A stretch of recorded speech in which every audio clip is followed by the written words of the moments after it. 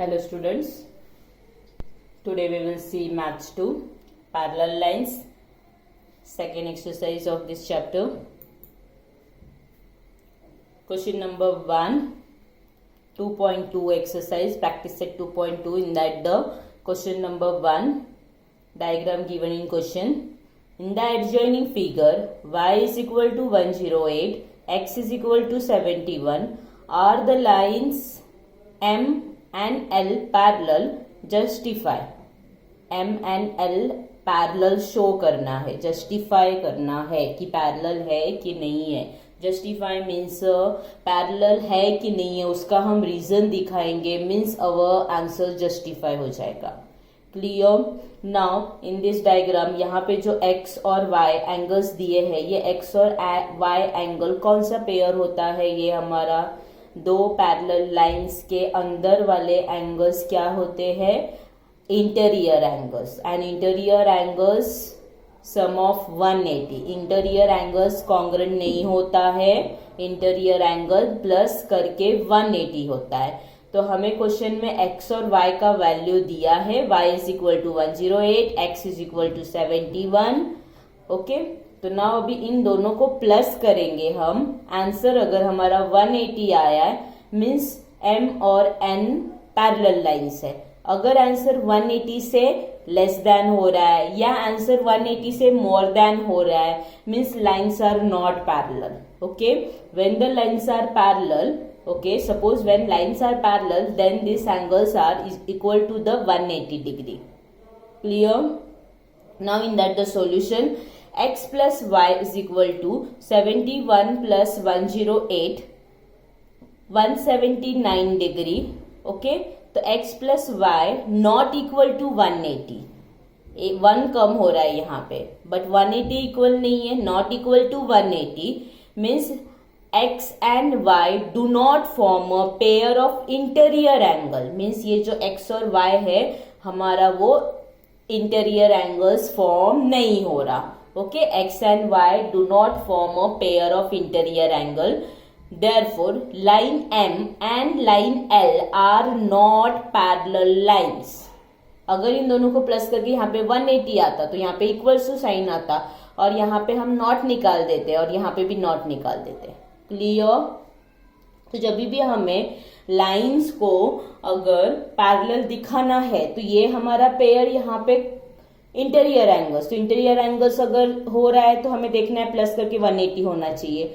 अगर corresponding angle दिया होता, फॉर एग्जांपल ये एंगल जो x है वो इधर ऊपर होता, तो x और y कौन सा पेयर हो रहा है? Corresponding angle. तो करस्पॉन्डिंग एंगल x और y का यहाँ पे दोनों नंबर सेम होना चाहिए, बिकॉज करस्पॉन्डिंग एंगल्स क्या होते हैं? इक्वल होता है. तो अगर ये दोनों वैल्यू सेम होता और ये x यहाँ पे ऊपर होता तो ये कौन सा प्लेसेस शो हो रहा है? करस्पॉन्डिंग एंगल का प्लेसेस शो हो रहा है. करस्पॉन्डिंग एंगल्स आर इक्वल, सो हम यहाँ पे इक्वल करके इंटीरियर की जगह पे करस्पॉन्डिंग शो करके लाइंस पैरेलल दिखाते. Clear. Now question number 2. In the adjoining figure, if angle A congruent to angle B, angle A congruent to angle B, then prove that the line L and line M क्या है? Parallel है. Again यहाँ पे show करना है. Okay, but line parallel दिखाने के लिए इधर एंगल C दिया है डायग्राम में, तो एंगल A और एंगल C इक्वल होगा. क्यों इक्वल होगा? Vertical opposite angle. Angle A और angle C are equal because of vertical opposite angle. And C equal to B हो जाएगा. C और B एंगल इक्वल होगा. क्यों? बिकॉज अगर हम देखेंगे यहाँ पे ये लाइन का नीचे वाला एंगल लिया है, ये लाइन का नीचे वाला, तो नीचे वाले एंगल्स कौन से होते हैं? हमारे करस्पॉन्डिंग एंगल्स. अगर हम लाइन के ऊपर वाला लेंगे तो करस्पॉन्डिंग एंगल्स. एक तो लाइन के नीचे वाला लेना है, मीन्स द करस्पॉन्डिंग एंगल्स. तो अगर ये नीचे एंगल C और B इक्वल हो जाएगा, हम लिख सकते हैं कि वो करस्पॉन्डिंग एंगल्स है. ओके, A और C हमारा क्या हो जाएगा? Vertical opposite angle. That base of हमें पैरेलल लाइन शो होगा. Okay, now see the solutions. In that the given में क्या आएगा? Angle A congruent to angle B. To prove means जो हमें प्रूव दैट या शो दैट बोला है वो हम लिख देंगे. Line L parallel to line M, this is the parallel sign. After that the proof proof में हमें लिखना पड़ेगा angle A congruent to angle C, angle A congruent to angle C, vertical opposite angle, here naming 1. Okay, after that, but angle A and angle B are given. Angle A congruent to angle B given है, naming 2. Now observing 1 and 2, in that the angle AA equal है, means angle B and C are congruent हो जाएगा. Suppose AA angle अगर ये cancel हो जाएगा तो B और C बचेगा. So angle B equal to angle C from 1 and 2. Okay, by observing 1 and 2 we get a angle B congruent to angle C. And now angle B और angle C कौन सा pair है? Corresponding angle है. But angle B angle C are corresponding angles on the line L and M. N is the transversal. On the line L and M, when line N is the transversal. कौन सा line transversal है हमारा? N is the transversal. Means what? अगर ये हमारे corresponding angles हो रहे हैं, ये दोनों इक्वल मिल रहा है, ये दोनों इक्वल एंड प्लस ये कौन से एंगल्स हो रहे हैं? करस्पॉन्डिंग एंगल्स हो रहे हैं. करस्पॉन्डिंग एंगल्स कब फॉर्म होता है? When two lines are the parallel. So lines are parallel. Okay, by the यहाँ पे रीजंस के लिए हम यहाँ पे डाल सकते हैं corresponding angle test. Corresponding angle test डाल भी देना यहाँ पे. करस्पॉन्डिंग एंगल टेस्ट वो रह गया यहाँ पे मेंशन करना. ओके, करस्पॉन्डिंग एंगल यूज किया, सो यहाँ पे आएगा हमारा ब्रैकेट में corresponding angle test. Now question number 4. In that the question number 4 practice set 2.2 same, but this question is very important exam point of view. ज्यादा से ज्यादा ये एग्जाम में क्वेश्चन आया है. जब से ये सिलेबस हमारा 9th स्टैंडर्ड का सिलेबस जब ये आया था तब से ये question most of the school have to follow this questions. ये क्वेश्चंस वो लोग डालते हैं, तो ये क्वेश्चन इंपॉर्टेंट है students. Now in the adjoining figure if ray B A parallel to ray D E, ray B A parallel to ray D E, this two lines are the parallel. Question में दिया है C angle C is equal to 50 degree. This angle D is equal to 100 degree. Find the angle ABC. ABC ये angle हमें find out करना है. ABC. Now see students, ये question एक बार orally देख लेते हैं, देन इसको हम सॉल्यूशन देखेंगे तो 2 बार सम हो जाएगा. सम इंपॉर्टेंट है. तो सबसे पहले हम लिखेंगे angle BA congruent to angle BA. किसको कॉन्ग्रुएंट है? FG को. ये जो लाइन है ये कंस्ट्रक्शन लाइन ड्रॉ किया है. ओके, डायग्राम में सिर्फ ये इतना ही है हमारा, नीचे का जो लाइन है वो डायग्राम में नहीं है. तो रेड लाइन जो शो किया है वो हमारा कंस्ट्रक्शन है. इसके पहले भी सम्स में हमने कंस्ट्रक्शन लिया था. जो भी लाइन हम डायग्राम में एक्स्ट्रा ड्रॉ करते हैं वो हमारा कंस्ट्रक्शन होता है. तो नाउ C पॉइंट से हमने एक लाइन ड्रॉ किया है लाइक दैट कि वो BA को पैरेलल हो. Okay, now BA parallel to FG and after that BA parallel to DE. तो दोनों में ये और ये पैरेलल है, ये और ये पैरेलल है. दोनों में BA कॉमन हो रहा है, BA निकाल देंगे, मीन्स FG और DE पैरेलल हो जाएगा. FD एंड ये पैरेलल हो जाएगा. नाउ इन दैट ये एंगल D है यहाँ पे 100. तो यहाँ पे ये एंगल EDC हमारा 100 है. सेम दैट DCF भी क्या हो जाएगा? ये एंगल, ये पूरा एंगल, ये 50 डिग्री नहीं, ये पूरा यहाँ से DCF, ये पूरा एंगल क्या होगा हमारा? 100 डिग्री हो जाएगा. क्यों?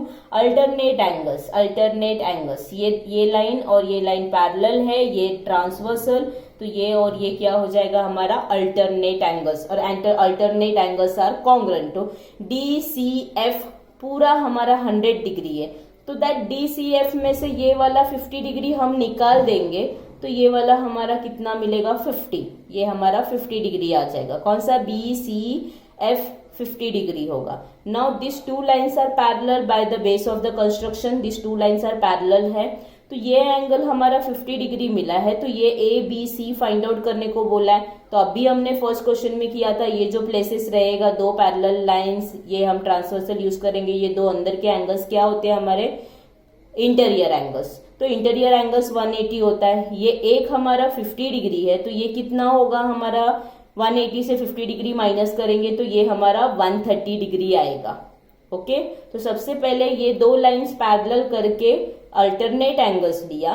आफ्टर दैट ये एंगल्स अल्टरनेट, ये फुल एंगल से ये जो हमारा 50 डिग्री है वो माइनस करेंगे तो ये 50 डिग्री मिलता है. Then this two angles are interior करके ये हमारा 130 मिलेगा. Now this see the solutions. I think so solution wise the clearly get. Given ray BA, रे DE given to find angle ABC. Construction in that the draw a line passing through the point C and parallel to BA or the AB. Now solution in that the FG parallel to BA. Construction reason. Now BA parallel to DE given reason means अभी ये AB दोनों में से AB cancel किया, FG and DE मिलेगा. Line FG parallel to ray DE. यहाँ पे question में रे दिया है, ये एक साइड डॉट है, एरो है, तो ये रे आएगा, ये भी हमारा रे आएगा. बट ये वाला लाइन हमारा फुल लाइन यूज करेंगे. दोनों साइड में एरो है तो हम लाइन यूज करेंगे. Now line FG parallel to ray DE. Reason क्यों? ये सेम हो रहा है तो वो कैंसिल करेंगे, ये बच जाता है. But actual reason, if the two lines are parallel to the third line then they are parallel to each other. Two lines are parallel to the third line means 3 lines हो जाएंगे. That 3 lines are the parallel to each other. तीनों parallels हो जाएंगे. Now DCF equal to EDC equal है. ये angle और ये angle equal है, इक्वल टू 100 डिग्री. क्वेश्चन में दिया है अल्टरनेट एंगल्स. क्यों इक्वल है वो? Because of alternate angle. Now DCF plus BCF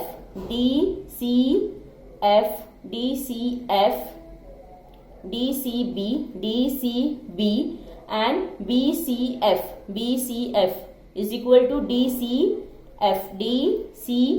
तो ये हमें लिखना है कि ये DCF एंगल में ये दो एंगल्स आते हैं. तो ये फर्स्ट एंगल का नाम क्या है? DCB और ये वाले एंगल का BCF, वो लिखा है DCB BCF is equal to DCF. Now in that the DCB 50 degree है, BCF फाइंड आउट करना है, DCF 100 डिग्री. तो नाउ 150 इसमें से माइनस करके ये वाला हमें 50 मिला था, तो वो BCF हमें 50 मिल गया. After that FG BA parallel, FG and ये पैरेलल है, BC is the transversal. So ये एंगल और ये एंगल क्या है? Interior angle. So ABC plus BCF, ABC major angle ABC plus BCF is equal to 180. Interior angle ABC is equal to ABC ऐसे ही रहेगा, फाइंड आउट करना है. BCF is equal to 50 degree, 180 as it is. Now the 50 इधर आके minus हो जाएगा. 180 minus 50 is equal to 130 and measure angle ABC is equal to 130. Measure angle ABC is equal to 130 आ गया.